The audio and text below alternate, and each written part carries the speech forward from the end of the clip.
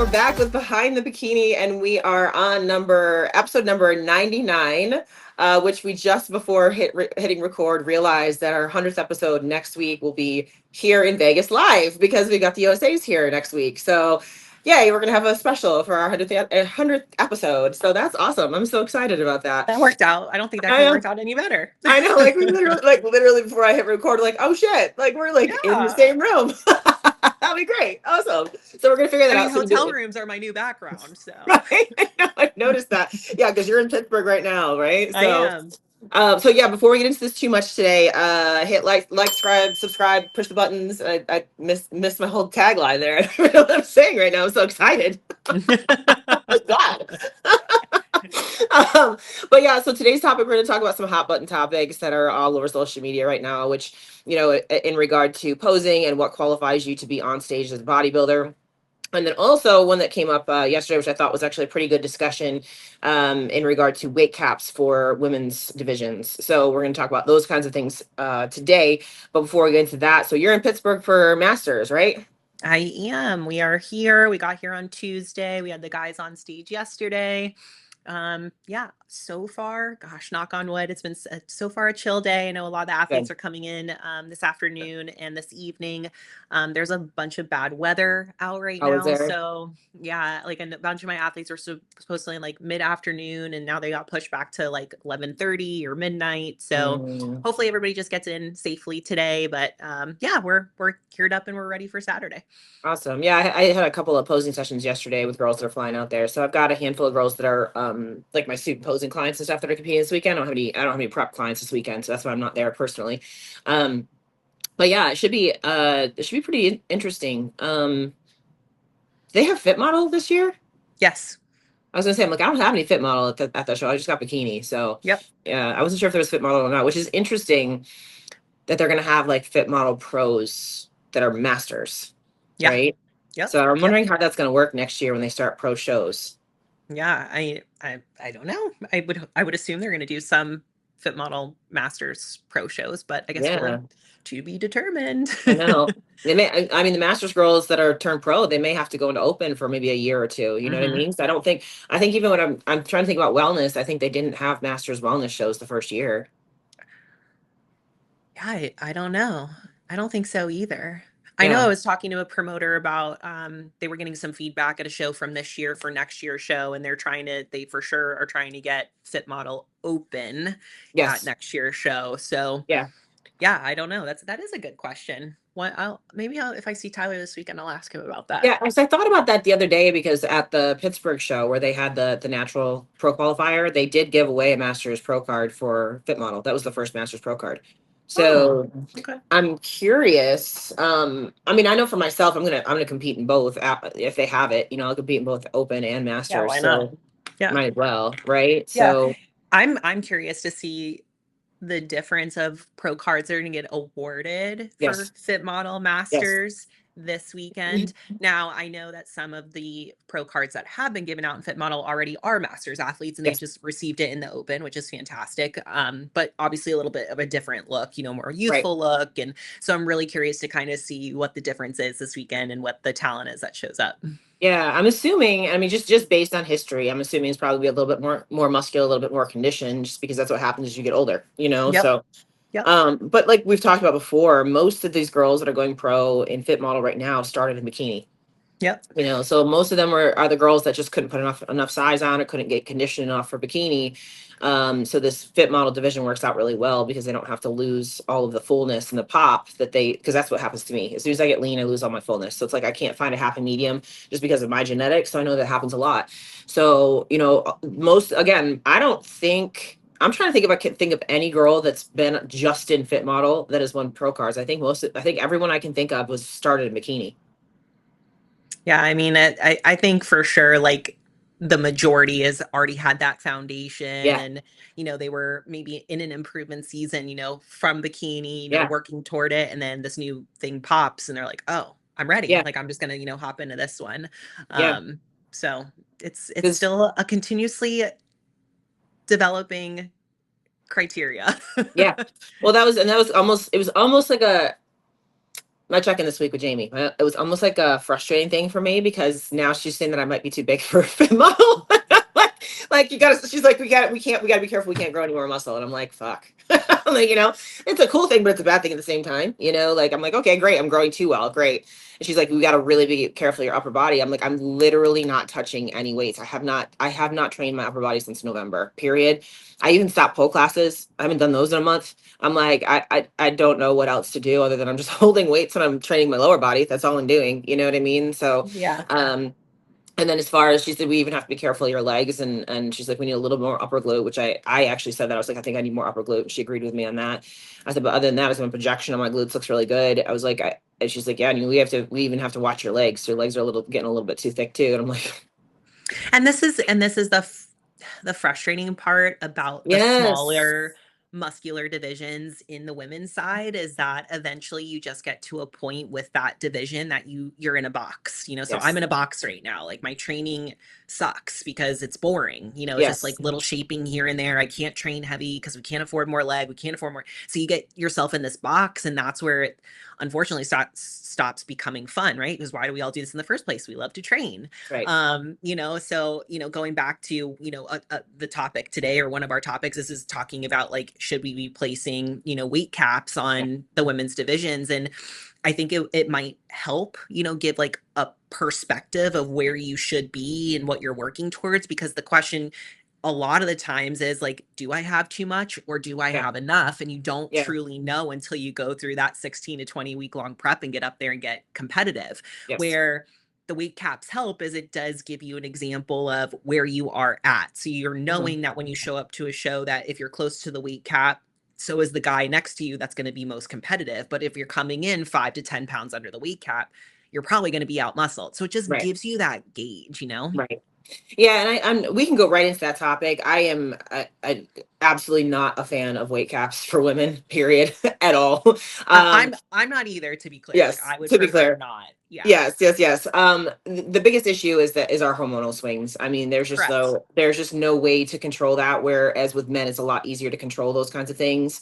As we know, I mean, I've talked about it here on this podcast. When I went into Hawaii, I ballooned up 6 pounds in a day because of my period coming on. I mean, I can't control that. You know what I mean? And all of a sudden, you're outside of your weight range. And what you just said, the guy in the top will be most competitive. I was not most competitive because it was all water. It's completely different when we're talking about what women have to Women. deal with versus men. It's funny Um, you said that. We have an athlete here this weekend who's from Hawaii. We actually saw her in the airport. She's from Hawaii. She took a red eye, but it wasn't a direct to oh, Pittsburgh. oh, So she was exhausted when we saw yes. her in the airport. It was like 8:30 a.m. her time, but it was like 5 p.m. Pittsburgh time. She went to bed last night. She dropped 9.5 pounds of water overnight. Wow. Holy Nine and a half cow. pounds. Yeah. So, and that's the thing Wow. with women is like we are very hormonal. Our body loves to hold water. It loves to hold fat. So it's just so much more of a like you could look at a same woman who's 5'3" at 130 pounds and they look completely different. Yep, absolutely. And I say that too. Like I use myself as an example a lot because, even bikini, my feedback is always more size, right? And I go on stage over 140 pounds. I was 141 pounds when I got on stage this last time, and I was still told I need more size. Whereas there's girls my same height going on stage at under 130 pounds, and they're good, but that's just because their proportions and their shape. They've got smaller waistlines. They don't need to build out as much as I do, things like that. You know what I mean? So it's like there's no way for women to put those caps on. The difference when we're talking about men's divisions versus women's divisions is like as we go up in divisions for men, all they're doing is getting bigger, more muscular, more conditioned, and harder. So it's not that nuanced that we have in the women's divisions where we're looking for rounder, fuller, glutes and delts and this, that, the other thing. It's not the same thing.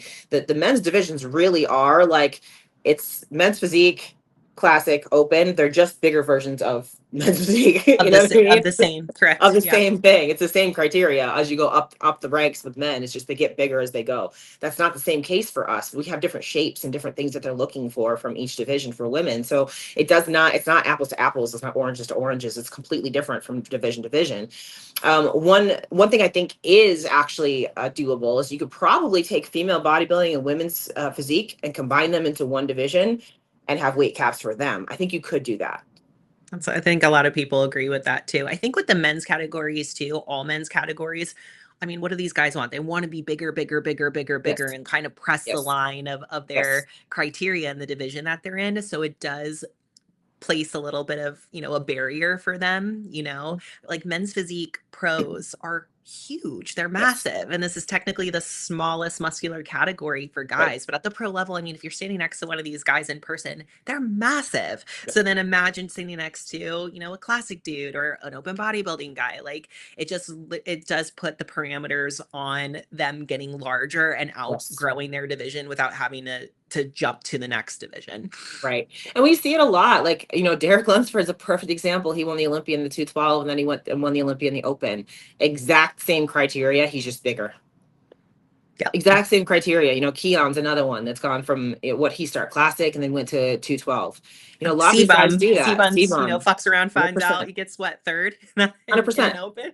Yep. We see guys Yeah. all the time. What is it? Logan Franklin was men's physique and now he's classic. Yep. That's the natural progression for a guy. Like they grow and they get bigger.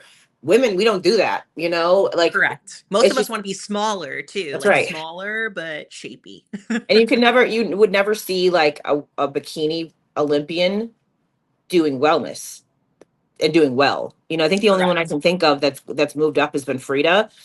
And she won a show, but like she's not like again, we're talking about guys are still in the hunt. You know what I mean? C-Bomb wins classic physique. He goes in and almost wins an open show like a couple months later. You know what I mean? Right. Like you're Right. not going to see that. It's No. completely different. It's completely different shapes. And Frida was told in bikini her legs were too big, and then she gets to wellness and she's not big enough. Right. So it's like it's completely different. It's not the same thing. And we do see girls cross over, but they're from the bigger divisions. Natalie Calejo's another one that's a perfect example. She started in figure and they told her she was too big and muscular and hard. She went up to women's physique and wins the Olympia. You know what I mean? So it's not because she was not great in figure. She was too much for figure. So that's why she had to move up a division. Whereas with the men, it's like, okay, you look great in this division, but you're getting bigger. So let's go and look great in the next division. And let's go look great in the next division. They can literally move all the way up to open if they want to. Yeah. And I know, I forget what the name of the gentleman is. He was trying to push for 212 and then he started for the Olympia and he started his prep and he wasn't big enough. So he has to stay Breon. classic. Yeah. Breon. So yeah, you try, and some people, they just grow like a weed and then some they just, they just can't get to that Right. mass that they That's need, right. so it really is dependent too on obviously your genetics and how you're training and how your body's responding, but That's right. again, for most women, we're not trying to just continuously get bigger. We're trying just to chase our category and look the best within that category and kind of where our genetics also fall too. Yep. And then there's just So that aspect of being a slave to the scale as well. Like that it doesn't have the same kind of connotations for a man as it does for a woman. it's true. It's just inviting and asking for eating disorders. It just really is. I would be like if they ever implemented weight caps and things like that in the women's divisions, I'd be out 100%. I wouldn't coach. I wouldn't compete. Period. I don't feel comfortable making girls have to stick to a certain weight. I don't feel comfortable with that. Period. That's a good point. Yeah. So it's like you have to think about that kind of thing as well. I know for myself, coming into bodybuilding was what helped me get past a lot of my weight hangups, and that's been huge for me mentally. And I would never want to go backwards on that. Never. Yeah, that is a really good point. A lot of people have been saved by bodybuilding through, battling eating disorders, like, and, from a person that I know very near and dear who had a very extreme eating disorder and then found bodybuilding. She was like, I know I'm obsessed with bodybuilding, but at least this is a healthy obsession. Right. At least I'm eating, at least I'm going to the gym, at least I'm, doing my lab work and taking care of myself. She goes, when it was the latter, I was checked into an institution and I wasn't eating and, I barely had 10% body fat, so it's what pick your poison, Right. at the end of the day. But yeah, like a lot of women, we're emotional beings and society has taught us we have to be a certain number on the scale, we have to look a certain way, and that's a really good point. I never even thought about it that way, that it would promote a very self-conscious day to day on what we look like and what that data is. We say this all the time as coaches, it truly doesn't matter at the end of the day what the scale says, it matters what you look like, but that's easier said than done. Absolutely. I know I've got plenty of clients, myself included, who step on the scale every single day. It's more like you get to a point where it can be just a tool, but it also can really fuck with your head. I mean, I've had the issue where I've had like check-in anxiety. I know I have girls that do that same thing. It's like they actually get nervous to check in and their weight spikes up because of the anxiety. I've had that happen to Yeah, myself. I'm like, same. I really want a great check-in this week, and my brain just goes bonkers with it. And then I'm up 3 pounds the next day. I'm like, son of a bitch. You know what I mean? Like it happens all the time. It happens It all the does. time.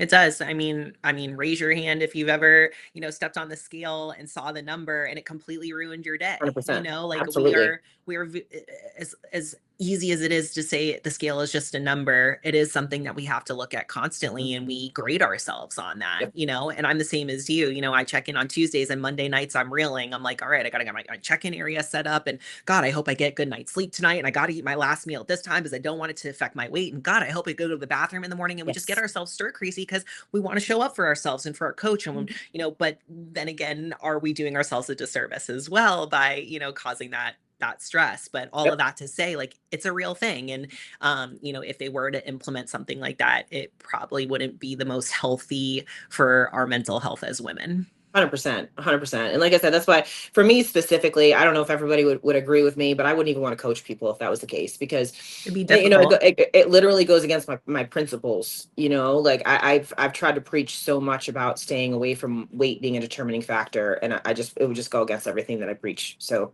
I Yeah, just wouldn't do it. 100%. I wouldn't do it. 100%.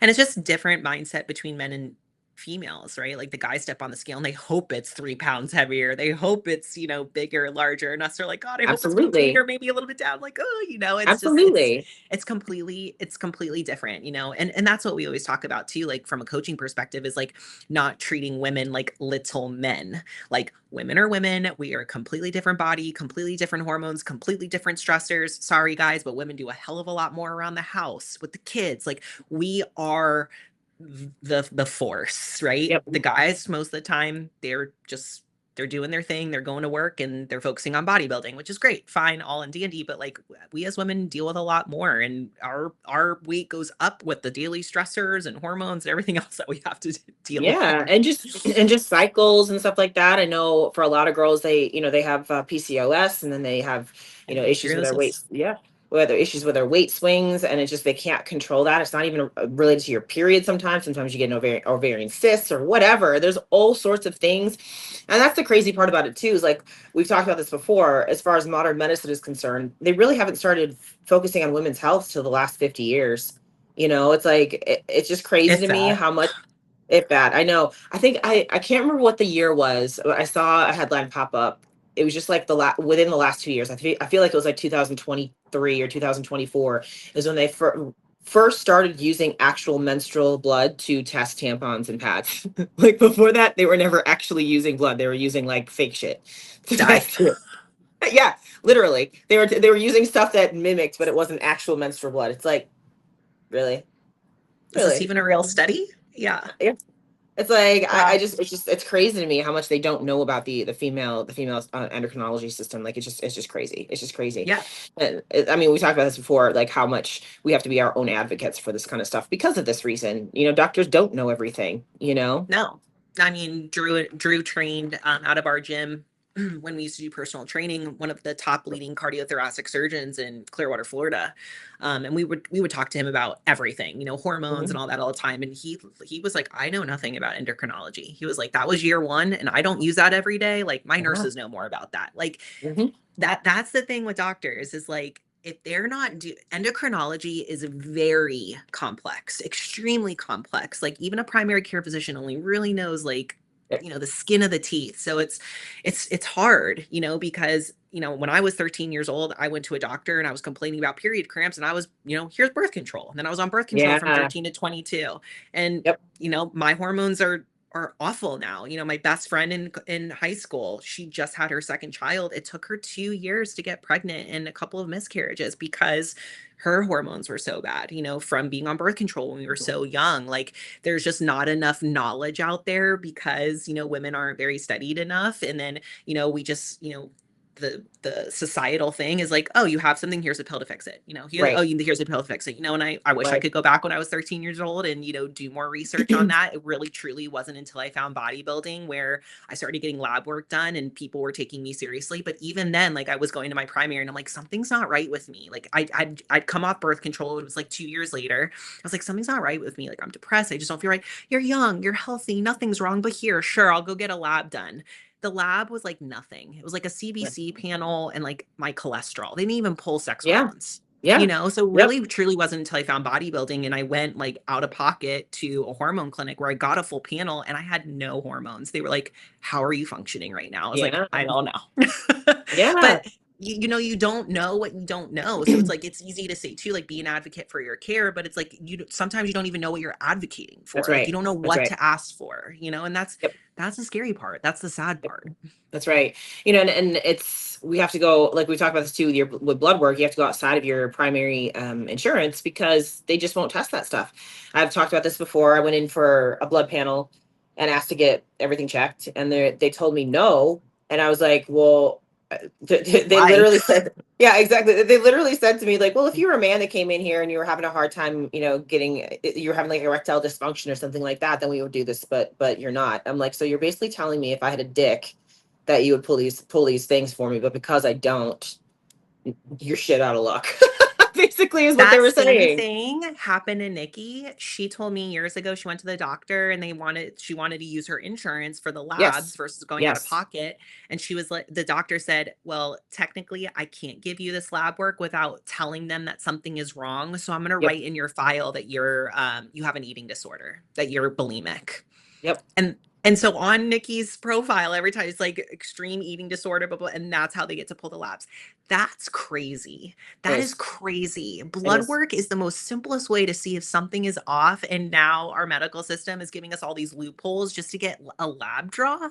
That's where like I started like 4 or 5 years ago, really losing touch with like medical providers because of my 100%. experience and then my athlete's experience. I've told you guys before, like I had an athlete that did first year of competing. She was completely natural. She lost her cycle like we all do when we're that lean. She went to the doctor like 4 weeks after her show, and the doctor's like, oh my God, you're bodybuilding. You're never going to be able to get pregnant. She just had her first child a year ago. It just celebrated its Yeah. first year. But I remember that phone call when she left that doctor in tears. And she was like, oh my Yeah. God, I'm never gonna have a baby. What did we do? And I'm like, whoa, where did this come from? And they just scared her. Hmm. It's like this fear, like power play. I was disgusted, honestly. Yep. Like I was crying with her. I'm like, I'm so sorry this happened. I promise this isn't a thing, but it happens. It happens a Yep. lot. Yep. And it's because our and I hate to bring it, like, I'm trying to not pull into politics and stuff, but our country is run by big pharma. It really is, and they're not about the cure. They're about putting you on something that you have to stay on for the rest of your life because that's more money for them. So always to keep that in mind. They're not going to try and cure you. Also, they're not trying to prevent anything either. Prevention is the best possible solution for all of this stuff. But as you just said, you don't go to a doctor unless you're sick, right? Versus let's be proactive about all of this stuff so you don't get sick in the first place. We don't do that here, and that's what we do with bodybuilding. We're being proactive. Just bottom line, we're being proactive. It's like the key to longevity and youth is health. It's your body being healthy, and that includes food, how you train, your muscle mass, skeletal mass, all of that stuff is how you prevent getting sick.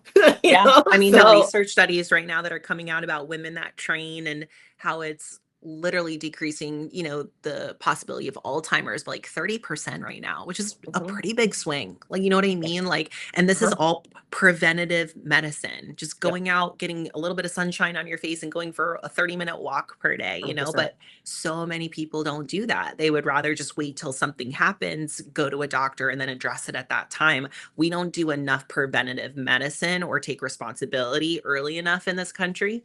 Um, and it's going to be a scary place, health wise here. It already is, It already is. It already is. There's so many studies yeah. out there today with the decline in just overall well-being too, of just the next generation coming up and things like that too. So it's just like it's already a problem. I mean, I was listening to a podcast the other day where it's like when we were kids, I was outside all the time, Oh, all we the talk time, about this all the time. Yes, and you don't all see the that time. anymore. Yep. No, I was like literally like when it was summer vacation, we didn't go inside until the sun went down. Like I had a pool, so like all the kids would come to my house to go to the pool, and we were outside in the pool all day long, all summer. Yeah. Yeah. And I can't remember the last think about the time. toys you used to ask for as a Yeah, kid. Bikes and bikes, scooters and roller electric skates. car. Yeah. And Yeah, like kids are like, wait, what's a rollerblade? yeah, It's and uh, parents are fearful to let their kid, like, you can't roam the street anymore. Like, when for a brief period of time we lived on a cul-de-sac when I grew up, and it was great. Like, all the kids just hang out in the cul-de-sac, and yep, the parents were watching us, but they're not even comfortable with that anymore. yep, It's yeah, like PE. Like, is PE even a thing anymore? I know they were yeah, trying to get rid of that years ago. Like, I know a lot of people, like, if there even is PE, they get a doctor's note and they don't do it, right. So it's True. like, yeah, Hmm. we're completely missing that and establishing that at a young age. So then you don't grow up thinking that way. And Yes. unfortunately, sometimes you figure it out too late. Yep, absolutely. And it's just, it's just again, it's just simple things that are in your formative years that just don't exist anymore. And so there's got to be a mix. It's always there's got to be a mix of what old school and new school, right? So there's a lot of things from when we were younger that I wish still happened today, but then also the medical advancements that we have today, if we could have those back then, like we were just talking about the women's health. If we could have the women's health back when we were kids, that would be very helpful. Yeah. Drew and I were talking about this last night with like technology. He was like, "Do you remember like 10 years ago when you would think about like now and like where technology would be?" And he's like, "So now we're here and like think about another 10 I years, like where know. technology is going to be." And I'm like we're going to be walking around probably with robots. I mean, we Right. already are. You We see already those are. like yeah, Absolutely. like it's just mind-blowing to think Yep. about technology, where it's trending to. Like, are we going to be walking into a doctor's office in 10 years and you're going to see a robot that like Mhm. is an AI robot, and it's like, what are your symptoms? Yep. You have like, it's really kind of crazy and scary. Well, that was one of the things, like, because when I was in Tokyo last year, it's like even the hotel, like when you walk, they had a little robot that went around to each one of the rooms and like cleaned out the rooms and all that kind of stuff. Like it was literally going through the hallway the whole time we were there. I was like, every went because that was the thing with Japan, like they like to be ahead of the game when it comes to technology, Technology. always. So it's like they had those big digital billboards where it's like 3D coming out at you and stuff like that, and it was like it does feel like you're advanced in Especially time. there. Yeah, and it's Yeah. advanced in time over another 5-10 years from where everybody else is. So, and they just want to be the first at everything when it comes to that kind of stuff. So that's what it felt like. It felt like we were in the future, like the Jetsons. But anyway, that was a little off topic from the whole should we put weight caps in female divisions. So Leave it to bottom us. line is bottom line is no weight caps. That's the Correct. bottom line. We would not be a fan. We No, do not no. agree. Do not agree with weight caps in female divisions. With the caveat of if they did it for women's physique and female bodybuilding, I think they should. I think that's going to happen anyway, as far as combining the two divisions. I don't know about the whole weight situation, but I do think that the two divisions are going to kind of like collapse into each other over the next 2 years, because we really don't have any more female bodybuilding pro shows. There's like a handful every year, and there's no women showing up. Like women, like what was it, New York? There was like three girls that showed up for that particular show, for the pro show. And New York Pro is huge, and there was Huge. three female bodybuilders that showed up. And there's It not just really doesn't any like exist. new young bucks that are Nope. like coming up or trying to get into that Nope. division. So that's where people are saying maybe that division is gonna like It's die just in gonna the phase next out. couple of years, because there's nobody that's pursuing it.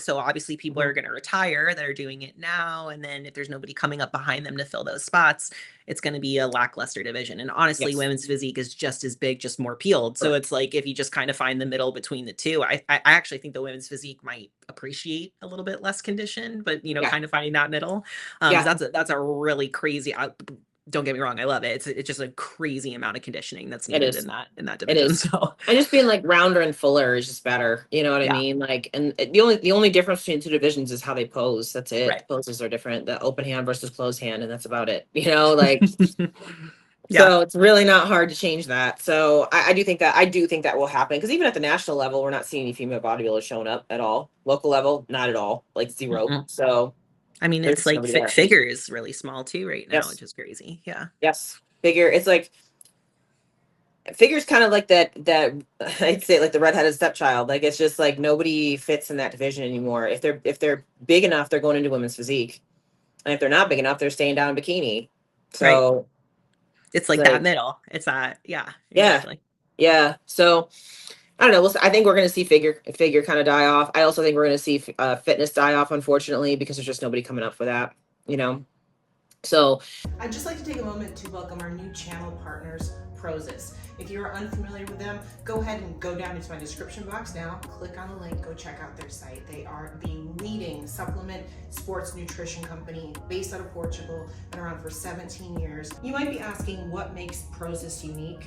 Well, everything that they make is made in-house or with trusted partners. They have to go through rigorous testing in Portugal in order to even get any products on the market. So what you're gonna find really high quality, pure supplementation. And one of the biggest things for me is I have some GI issues. So being able to eat some of these more healthy protein treats and things like that and not have any gut issues, oh, worth its weight in gold. Go check them out. Click on the link in my description box below. Use the code CUTIES10 to get all of your discounts and even some special surprises. They're always putting out some amazing promotions. Let them know that I sent you and let me know what you think. Thanks again for watching and thank you for supporting our channel. Now, go optimize your own athletic abilities and check out Prozis.com. But anyway, let's go on to the next topic that we have for today, which is another big hot button topic, which is in regard to posing routines and who should be allowed on a bodybuilding stage. And this has been all over social media the last couple of weeks. And it's it's just getting ridiculous, the amount of and I'm gonna be really frank. I've been very disappointed by some of the responses that have come out in regard to all of this. So the bottom line is that good example is myself. When I do my show wrap ups and stuff like that, I never critique amateurs. And there's a reason for that, because they're amateurs, right? I do critique pros, and I try to be constructive in my critiques, even when they screw up or whatever. I try to be constructive in my critiques. I never try to make it, personal. I never try to make it like me picking on them or anything like that. It's more so just giving them advice on how to be better. What we've seen over the last couple of weeks has been people coming out and ripping to shreds, not just pros, but amateurs too. And I just do not agree with that at all. It is a surefire way to kill bodybuilding. Surefire way, because people are going to be scared to even get on stage in the first place because they're afraid they're going to get ripped to shreds on social media. That somebody imagine, and I'm sure that this has happened to some of these people. Imagine you've got people out there in this bodybuilding world that are like your idols, like the people that you really look up to and you really want to emulate and things like that. And you get on stage and you do your posing routine and you feel so good about it. It gets put on social media, and that idol of yours rips you to shreds. This is happening, literally happening, and it's absolutely ridiculous. There is no excuse for it. You can disagree with how somebody presents themselves on stage. That's fine. It does not give you a right to pick on them online. Does not give you the right to do that. Does not. So I'm sorry. It's the things I've seen important people in our industry, pros in our industry say. I can't even. I got nothing to say. I'm like, you should be ashamed of yourselves. That's it. You should be ashamed of yourselves. Period. Yeah, and I mean, we're going, talking about amateurs, my first two shows, I did a side tricep in my posing routine, my bikini posing routine. I was told to do that by my very first posing coach. I had no idea. I was Right. told by a professional that I hired, who obviously wasn't the right professional at the time, but I was brand new to this sport. I had no idea. She was the first posing coach I found in my area. I signed up with her. She told me to do that, and I went on stage and I did that. I was an amateur. I didn't know right from wrong or indifferent. We laugh about it today, but I'm sure there was people in the crowd looking and going, "What the hell is she doing?" Right. But Right. I didn't know. And I think context is everything. So when you see something online, like you don't ever know really the full That's story or right. what was told to that person. They might think Right. that that's okay. And the second thing is from the amateurs too is that's their day. That's right. If they want to go up there and they want to do something that is out of the criteria, or, do their individual routine and, make it their own, that's their day. Like they can do whatever they want, really. And then if for whatever reason, the judging panel didn't like that. What do they say in marriages? Like uplift, in front of people and scold in private, right? That's Like right. maybe when that person goes and gets their feedback, they're like, hey, listen, like we know you were in that true novice class, great for showing, but when maybe do the mandatories next time. Like let Yes. the judges be the ones to kind of give that advice to that person, but especially at the amateur level with a brand new athlete too, like that's their day. That's their time to get up there, mess up, make mistakes, maybe even just have fun. Yes. Like we have no idea what that person's goals are, or what they're going up there. We have no idea what their story is. There's so many people that step on stage for a bodybuilding show with not the outcome of being a professional bodybuilder or trying to get first place. They're trying to Correct. get up there and showcase some hard work or a major transformation. And at the end of the day, have fun for their people that are sitting in the audience. That's Who right. are we to come out online and make a big stink about it? It's sad because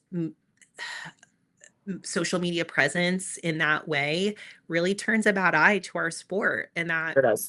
this is a small community. Like we all really need to lift each other up and be nice and celebrate that person versus like tearing them down. It's really sad. It It is. really is. No, it really is. And it's the biggest thing that I hear is like, this is disrespectful to our sport. Are you fucking serious? Like, we pick things up and put them down. It's It's true. not that serious. Yeah. Like, it's really not. Like, I don't understand where people get this like higher sense of self-importance over this thing. Like, really, I don't get it. There's a reason why this sport is dwindling in numbers, guys. It's because of attitudes like that. You literally scare people before they even step on stage, right? It's hard enough as a first time competitor to have the balls to get on stage in a freaking thong and put yourself out there to be judged, let alone when this shit comes raining down on top of you like this. I mean, it's just there's no disrespect to the sport when somebody is actually paying to be a part of it. Like, they're not disrespecting the sport, they're being a part of the sport. It's the same. I always relate this back to normal sports, like baseball. You would never tell a pee-wee foot or pee-wee what was I thinking of, t-ball. You never tell a t-ball player not to run around like a crazy person on the field, because that's what they do. It's fucking hilarious. Love watching these little t-ball kids like run around and hit the ball and slide into first base and all this kind of stuff. It's so much fun. That's the equivalent of what these amateur bodybuilders are doing. They're t-ball players. Let them fucking play t-ball. Like, what is wrong with that? Yeah, Eventually and it's maybe not they'll want to affecting actually. me. It's not affecting Right. you. It's not affecting him standing next to you on stage. He's not beating Right. you. Like, so why is it a problem? Exactly. Yeah. Maybe that t-ball player someday will want to be a professional baseball player. You never know. But right now he's in t-ball. Let him have fucking fun. Yeah. It's the same thing here. Everybody's got to start somewhere. When I started in bodybuilding, it wasn't because I wanted to be a pro. That was never a thought that went through I my didn't even mind. know what that was. I I had no know. idea what That that was not was. a thought. It was not a Yeah. thought. It was a thought of, I want to get in shape and be in the best shape of my life and get on stage and do this. Like, that's what I wanted to do. And I wanted to have fun doing it. And I had a blast. And that's why I came back. And that's why I'm still here 18 years later. But Yeah. if somebody had done this to me back then, I probably wouldn't have come back. Yeah. And you're not a sensitive person. I No. am. Like, if somebody did Yeah. that to me, I definitely wouldn't be back. I'd be like, oh my Yeah. God, I'm never showing up again.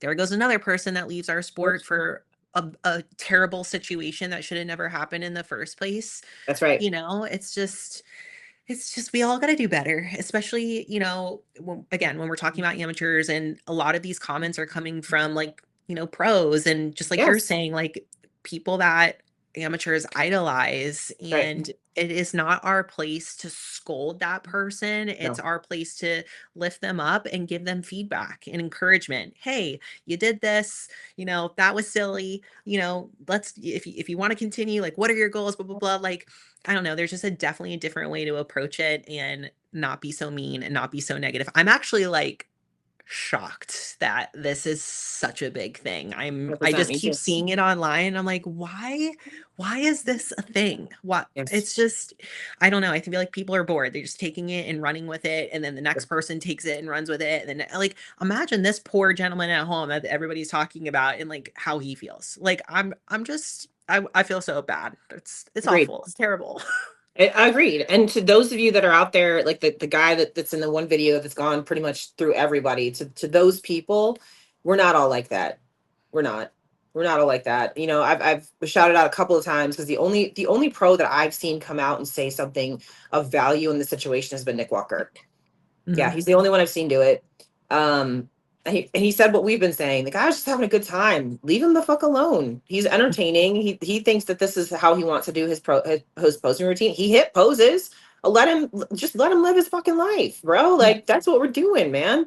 And Yeah. to critique his physique and say that he doesn't look like he's lifted weight, he looks like he's lifted weights. I'm sorry, but he looks better than the average 50-year-old man. He really does. Yeah. Do you have eyes? Do you go to the grocery store and see what 50-year-old men usually look like? Because this guy looked good for 50 years old, especially if he's an amateur bodybuilder. Like that's what you're supposed to look like as an amateur 50-year-old man. Yeah, That well, is and what that's you're the supposed thing to look too. It's like. like that's not our job. Our job is to not judge someone and their physique and what they choose to portray on stage. Right. Because again, we don't know their story. That's We don't right. know what the transformation was. Like there's a lot that we do not know that people just see what's in front of them and judge. And that's scary Yes. because it's just it's childish. It's And ridiculous. and again, at the end of the day, how does that even affect you? Like you were saying before, it doesn't affect you. It doesn't affect you at all. Let the man live his life. Yeah.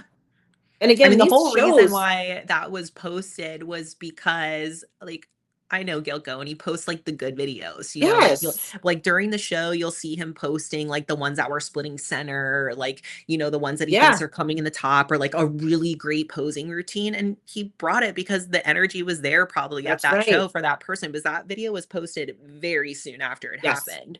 So And I it's just think perception. I could be wrong, but I'm pretty sure Gilco commented on Nick's reel of that and said something to that effect of, the reason why he posted the video was because the guy brought the house down because everybody was having a great time. Right. I mean, I'm sorry, I'd rather watch that and have fun and be smiling watching a posing routine than some of these guys that come out and it's like, Right. "Ah," and I'm like, oh my God, another 60-second routine we have to get through. Like, I would That's much right. rather that. 100%. 100%. I would much rather have something that's entertaining, that's Yeah. fun. Yeah. And I think that's probably one of the reasons why Nick probably came out and said stuff like that, because he's like that when he goes on stage. He's over the top and just goes in and hits his most muscular a lot when he does his he doesn't have a full-blown like posing routine either. Nick Walker, one of the best fucking bodybuilders in our sport, doesn't do posing like, Frank Zane, you know what I mean? He doesn't do that. Or Rough Diesel doesn't do posing like that. That's okay. It's That's not how he him, does and that's it. That's his fine. style, Yeah. right? If Yeah. everybody And posed the same way or had the same posing style, we wouldn't be in awe of these people, right? When no, Ruff walks out on stage, we know we're about to get a performance and a story and a yes. captivating, a presentation. With Nick, we know we're going to get the mutant, right? He's just big, he's crazy, and there's energy. And it would be boring if everybody was the same. That's That's right. the beauty of your individual posing routine. You can bring out your personality and pieces of you to share with the audience. That's right. That's okay. It's allowed. And again, Yep. if Pittsburgh had an issue with that, let them call the athlete and talk to him That's about right. it. Who are we? Who are That's right. we to be keep pouring this out on social media? This is a human at the end of the day that stepped on stage and lives in this body. How do you feel like they That's right. feel? Yeah. That's right.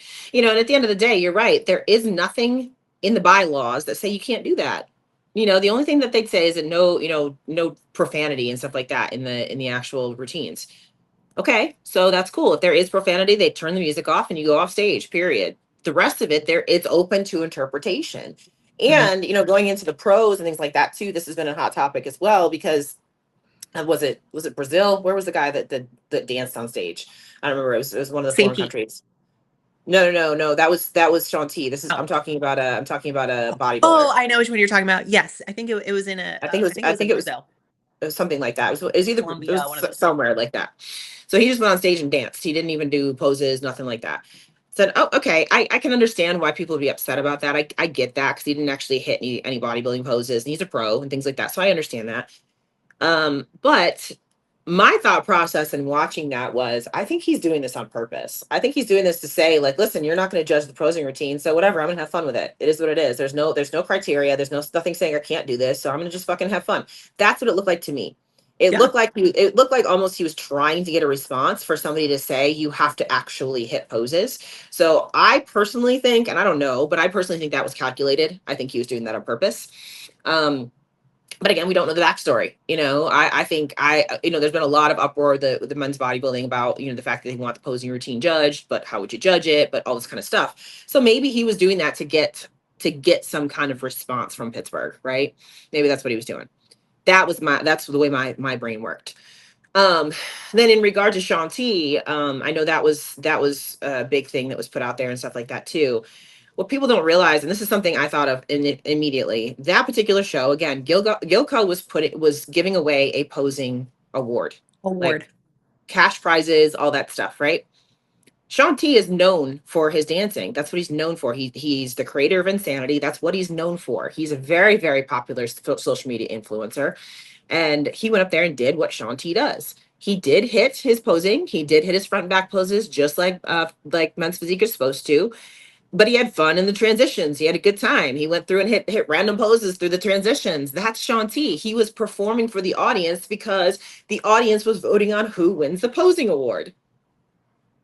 So now you're going to go online and rip the guy apart for trying to win more money? Like, he was literally doing what they asked him to do. Like, stop. What the fuck? Like, I don't understand. And that's Shaun T. That's his freaking personality. So allow him to bring his personality and to do what the posing award was for. Like, that he Yeah. was doing it for the award. And I don't think that that's what a lot of people really understood, was that there was a posing award given at that show. Yeah. I was there in person. I saw it in person, and everybody was like, "Oh my God." Like, it was amazing. It was awesome. Yeah. Again, just brought a lot of energy. I know Sean personally, so I've had some discussions with him about this. And, he was like, I would not have done that, nor have I. This wasn't the first pro show he has stepped That's on, right. He's nor only have done it I done once.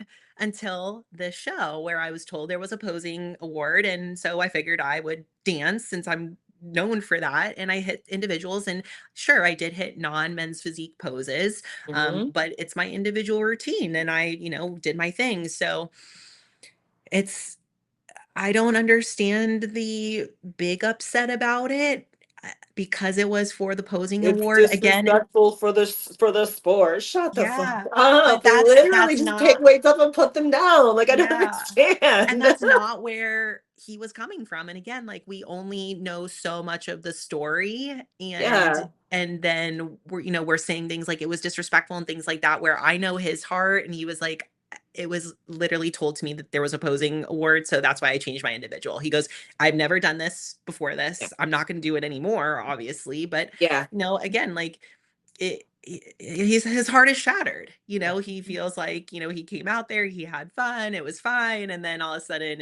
he's being crucified and now being set as an example of that you can only do your poses, mandatories, blah blah blah, on stage.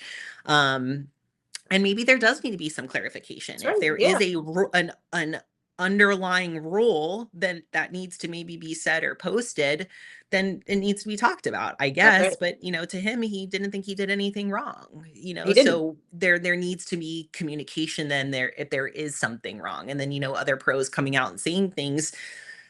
It's, again, like, there needs to be more communication from Pittsburgh if something needs to be done or not be done in That's your right. individual routine. Because to That's me, an right. individual routine is of course graded, even though it's really not. But it's, Hmm. it needs to look a certain way, and it needs to be respectful, but it's also part of you, and it's That's a right. way to show your personality. And honestly, like, that's what the night show is for, is for your fans to come see you up on stage individually, and oh my gosh, so and so pro, like, this is my favorite pro, and getting their 60 seconds on stage to, like, see them individually, like, that's the show. That's right. So I think there That's should be right.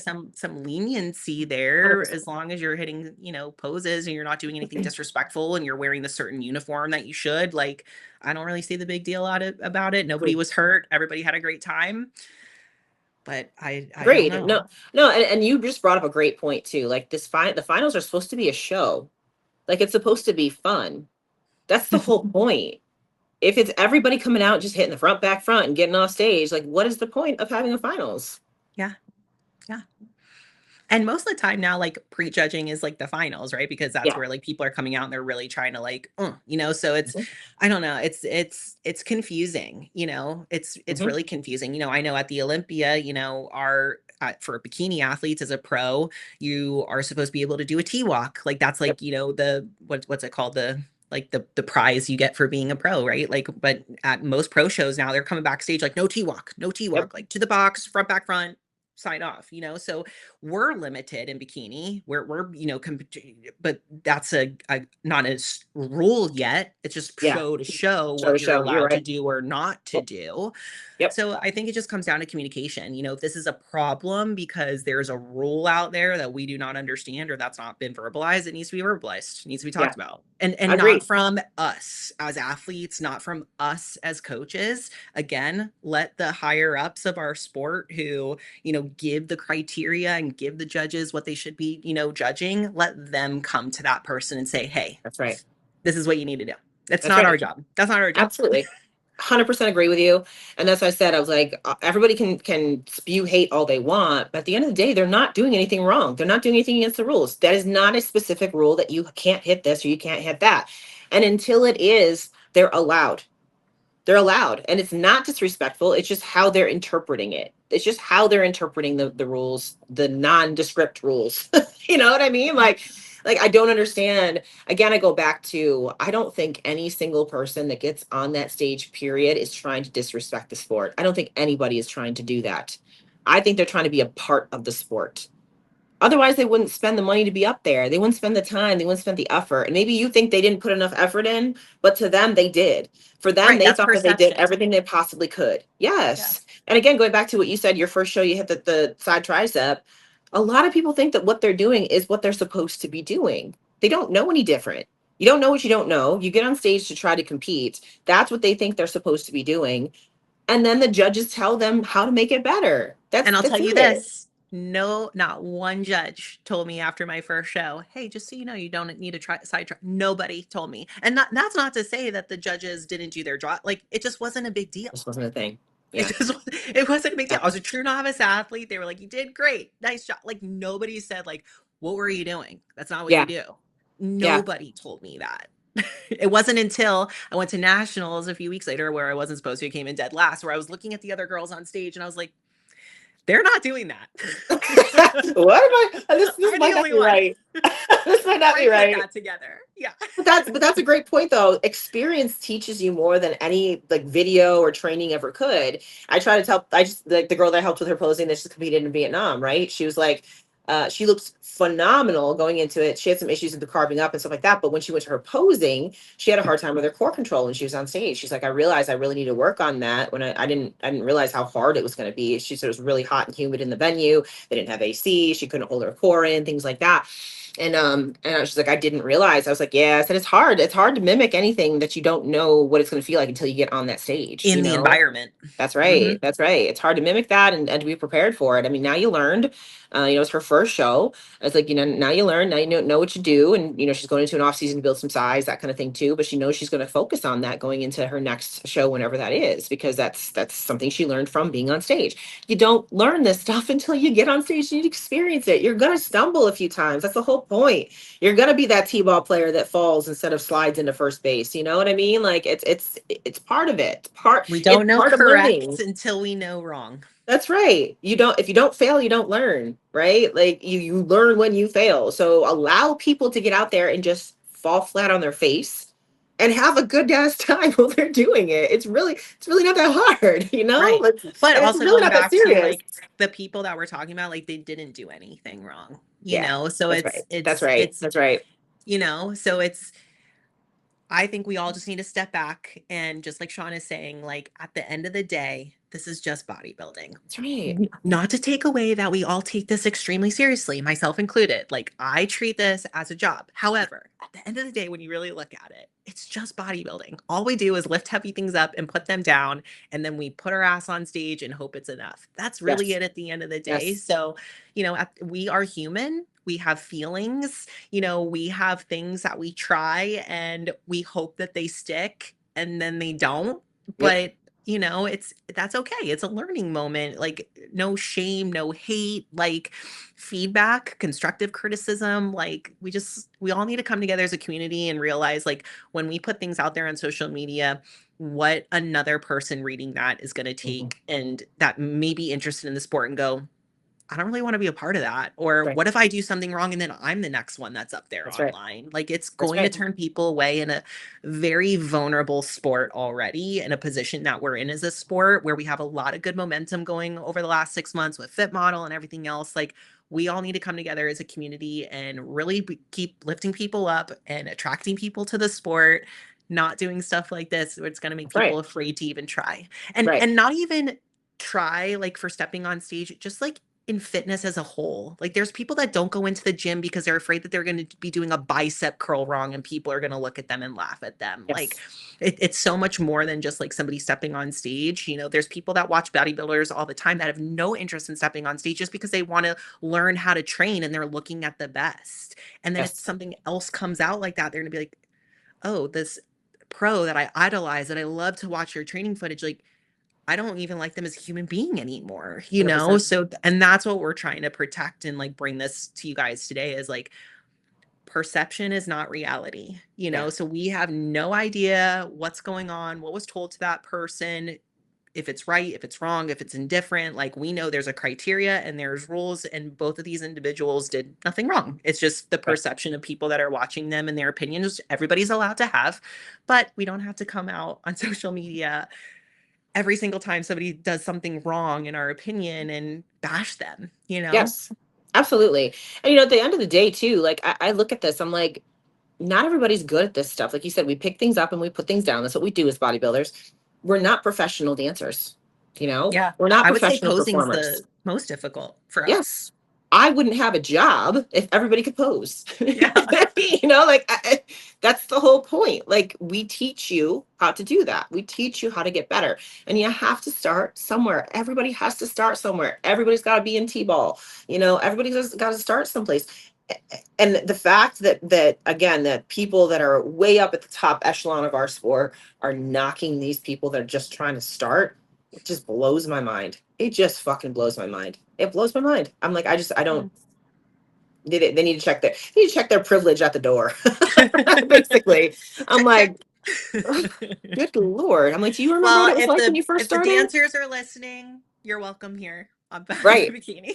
right, we find you absolutely. we find you very entertaining We love and it. we celebrate your success. We absolutely do. We absolutely do. I think, and again, going back to what we said before, they're at least fun to watch. Like, I loved watching Sean T. I thought that guy that did the routine that's getting trashed everywhere, I thought he looked great. Again, I go back to, he was 50 years old. Like, he was having a blast. Let him have a fucking fun time on I stage. wish my I thought it was dad, that's great. 55, did that and looked like that. I That's right. wish. I That's wish, right. but yep. Absolutely. And like, and again, the bodybuilder that was wherever he was in Brazil or wherever he was for that show, that was fun as hell. Like, I don't care. It's fun. Like, don't take that. Life is not that serious like this, guys. And Like, we different can't even is have good. fun. Different Right. is good. Like, Right. individuality is good. Like, seeing the Yes. same thing and the copy and paste, copy and paste, copy and paste. Like, individuality is okay. It's and that's what makes it interesting. That's right. Well, like my saying on all my boxes when I send out my suits is, be a unicorn in a field full of horses. Be a unicorn, man. Stick out. Be proud of it. Fuck these other guys that think that they know everything, because they don't. They're just miserable in their own lives. I really think that's what it is. I think they're bored and they're miserable, and they got to find ways to make themselves feel significant by ripping other people apart. So that's on them. That's not on you. Yeah. So, So, so anyway, good place to end it. I love that. Yeah, like you said, come over here. We'll embrace you. We'll embrace you with all of us bikini chicks. We'll embrace you dancers. We'll love it. We'll One love of one of it. my girls that's competing this weekend is actually a really good dancer. Oh A yeah. really, really good dancer. Maybe I'll have her throw a little something in There her you go. routine Yeah, this I would love weekend. that. Throw it up on social media. Be like, here you go. Here's your routine for you guys. Danielle, I need you to do a boop boop boop. She would do it. I love that. I love that. Absolutely. So anyway, so bottom line is, we love you. Come here. We'll embrace you. We got you. So that's our wrap up for today. So this is episode number 99. So again, like, comment, subscribe. Next week we will be here in Vegas for USA. So we're gonna do an in-person podcast for you guys for our 100th episode. Oh my God, triple digits. Triple Can't wait. digits. Can't wait. Well, enjoy Pittsburgh. And then we will be back again next week. So for Behind the Bikini, we are out. Bye, guys. Bye, guys. Be kind. Be kind. Yes.